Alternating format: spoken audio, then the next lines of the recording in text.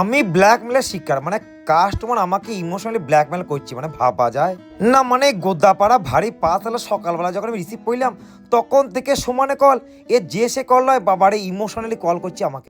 মানে কি এমন পার্সেল যার জন্য কাস্টমার সকালবেলায় কল করে করে আমার মাথা পুরো হেজে দিয়েছে। চলো আনবক্সিং করে দেখাই তোমার। মানে কি বলবো, সকালবেলা যখন কাস্টমার মোবাইলের মধ্যে মেসেজ গেল যে পার্সেলটা আজকে আসছে, তখনই আমাকে ফোন লাগিয়ে দিয়েছে। ফোন করেই কোকিল কণ্ঠে বলছে, আমাকে বলছে একটা ফাটানোর যন্ত্র কিনছি ফ্লিপকার্ট থেকে, আজকে আসবে।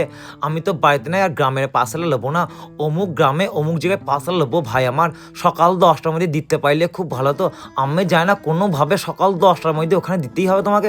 বিশ্বাস করো মানিক চাঁদরা এই ভোটের টাইমে নেতারাও এত কোকিল কণ্ঠে কথা বলে না।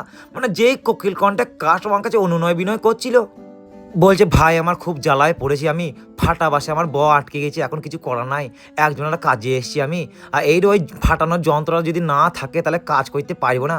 আমি বললাম মানিক চা তুমি যেখানে বলছো ওখানে যেতে আমার টাইম লাগবে, অন্যান্য পার্সেল ছেড়ে আমি এই পার্সেল দিতে পারি না। শোনা, আমি বললাম তোমার যদি অতই এমার্জেন্সি পার্সেল হয় মানিক চা তুমি এই রয়েছে পার্সেল নিয়ে যাও। বলছে প্রথমে বলছে আমার ফাটা বাসে আটকে গেছে, এইরো থেকে বেরোতে পারছি না। না মানে আমি এইরো কি বলবো, মানে এইরো আমার কি কোনো বলার ভাষার আছে? মানে পুরো এঁটুলির মতো, মানে জোকের মতো, মানে আটকে গেছে।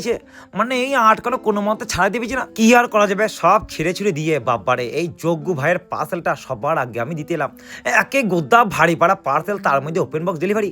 আর এই আনবক্সিং করতে বাবারে মনে হলো যে এটা মেশিন গান। বললাম মানিক চাঁদ এটা তো মেশিন গানের মতো দেখতে, এটার কাজটা কি? বলছে এটা দিয়ে ফাটানো হবে আর কি। মানে কি বলবি, আমি আর বেশি কিছু জিজ্ঞাসা করলাম না, পার্সেলটা ওইটা ডেলিভারি করে বললাম মানিক চাঁদ তুমি নেতাদের থেকে 10 কাঠি ওপরে আসো, এই বলে ওইটাতে টুক করে বেরিয়ে চলে এলাম।